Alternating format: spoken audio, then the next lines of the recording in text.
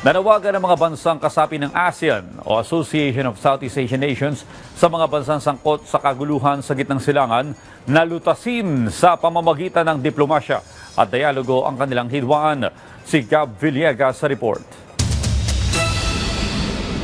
Nagpatawag ng espesyal na ASEAN Foreign Ministers Meeting si Department of Foreign Affairs Secretary Maria Teresa Lazaro bilang chair ang Pilipinas sa ASEAN ngayong taon para talakayin ang lumalalang krisis sa gitnang silangan. Dumalo sa nasabing pagpupulong ang mga counterparts nito mula sa Brunei, Indonesia, Lao People's Democratic Republic, Singapore at Vietnam. Gayon din ng mga senior officials mula Cambodia, Malaysia, Myanmar at Timor-Leste. Dito ay natalakay ang implikasyon ng nangyayaring gulo pagdating sa economic stability at energy security ng ASEAN region. Gayon din ang kaligtasan ng mga mamamayan ng ASEAN sa gitnang silangan.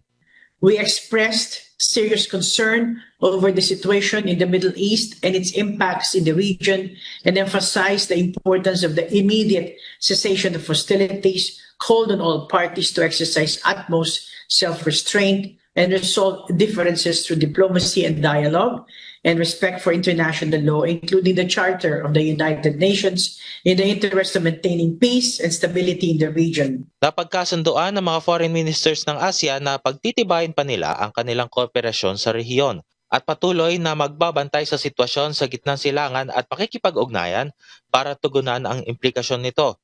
Sa kanilang joint statement, nanawagan ng mga ito sa mga bansang sangkot sa nangyayaring gulo sa Middle East na tigilan na ang kaguluhan at lutasin ito sa pamamagitan ng diplomasya at dialogo. Kinilala rin ng Pilipinas bilang chair ng ASEAN ang tulong na ginagawa ng mga kapabansa na nasa regional bloc sa mga mamamayan nito. Nauna namang tumulong ang bansang Singapore sa Philippine Consulate General sa Jeddah na ma-repatriate ang 24 na overseas Filipino workers mula Jeddah, Saudi Arabia matapos hindi makalipad dahil sa limitadong flight sa gitna ng nangyayaring gulo sa gitnang silangan.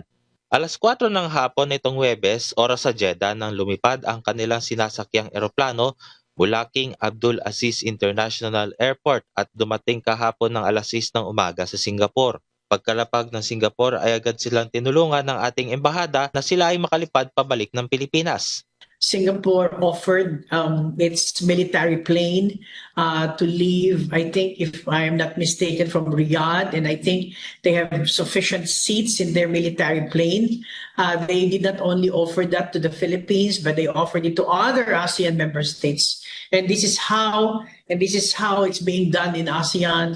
In the same situation, whenever we have the availability of seats in many of our attempts or missions to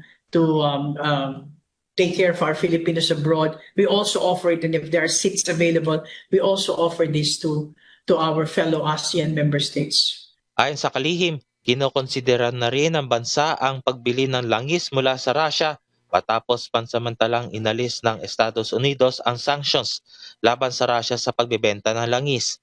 Nakatutok naman ang Department of Energy na matiyak na manatiling sapat ang supply ng langis at maibsan ang epekto ng pagsipa ng presyo ng produktong petrolyo. Umaasa rin ang ASEAN Foreign Ministers na sana ito na ang huling beses na makakaranas ang mga bansa sa Timog Silangang Asya ng ganitong katinding krisis na dulot ng kaguluhan sa gitnang silangan. Gab Humilde Villegas para sa Pambansang TV sa Bagong Pilipinas.